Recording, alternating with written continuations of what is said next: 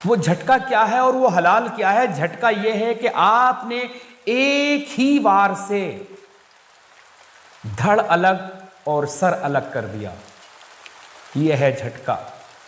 और हलाल यह है कि आपने धीरे धीरे गला रेतना शुरू किया, धीरे धीरे काटना शुरू किया, और थोड़ा सा काटने के बाद उसे तड़पता हुआ ऐसे ही पड़ा रहने दिया, छोड़ दिया, और वो बिना जल की मछली की तरह तड़प रहा है।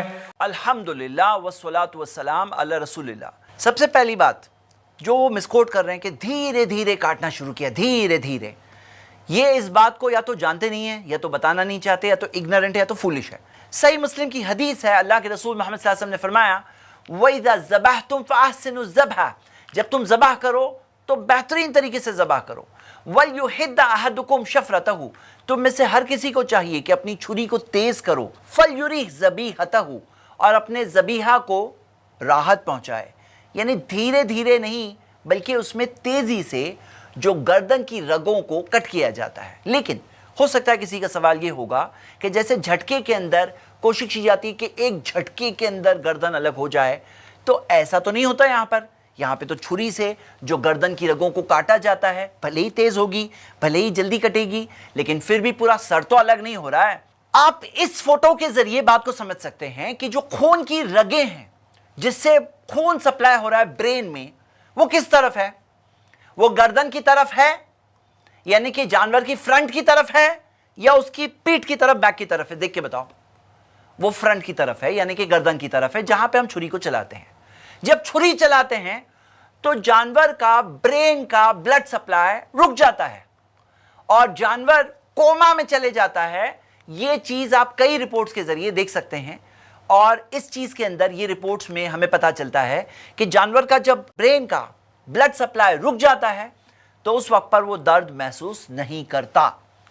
अब ये जो कह रहे हैं रेंगते हुए देखते हो, जानवर जो मूव कर रहा है, अपने पाँव को मूव कर रहा है, ये दर्द की वजह से नहीं होता, ये मसल कॉन्ट्रैक्शंस की वजह से होता है। जब खून तेजी से खून रगों में से निकल करके जिस्म से बाहर निकल रहा होता है, तो इस कॉन्ट्रैक्शंस की वजह से ये होता है, बल्कि दर्द की वजह से नहीं होता। लेकिन आप खुद सोचो कि पीछे से कोई झटके से मारने की कोशिश कर रहा है, और अगर वो 1, 2, 3 अलग अलग झटकों में मारना पड़ा उसे, उस वक्त पर जब तक पीछे से मारते मारते आगे की खून की रगें कटेगी, तब तक जानवर कितना दर्द में होता है, तब तक कितनी तकलीफ में होता है, आप खुद इमेजिन करिए।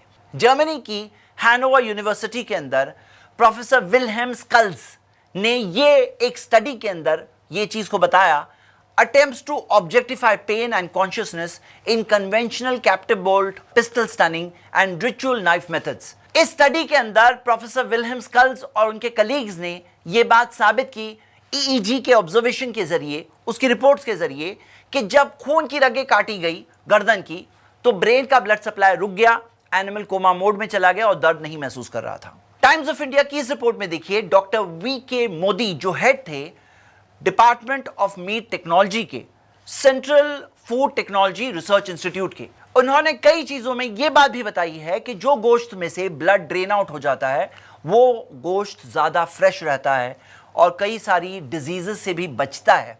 हम सब जानते हैं कि ब्लड सबसे बेस्ट मीडियम है जिसके जरिए बैक्टीरिया ग्रो होती है। जैसे लेबोरेटरीज में भी ब्लड रखा जाता है खास एज अ मीडिया जिसके जरिए बैक्टीरियाज ब्रीड होती है।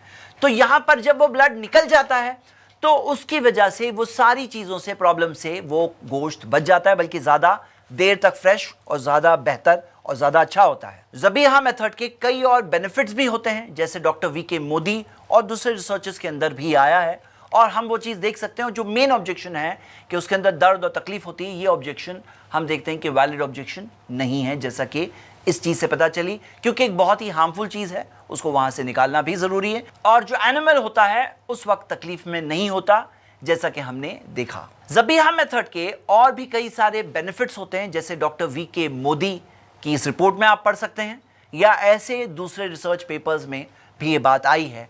और जो मेन ऑब्जेक्शन है कि वो एनिमल के लिए मर्सीलेस है, वो चीज़ उम्मीद करता हूं कि अगर आप इस फोटो को आपने अच्छी तरह से देखा होगा, जो फोटो मैंने आपको बताई, तो आप इस बात को बहुत आसानी से समझ सकते हैं इंशाल्लाह।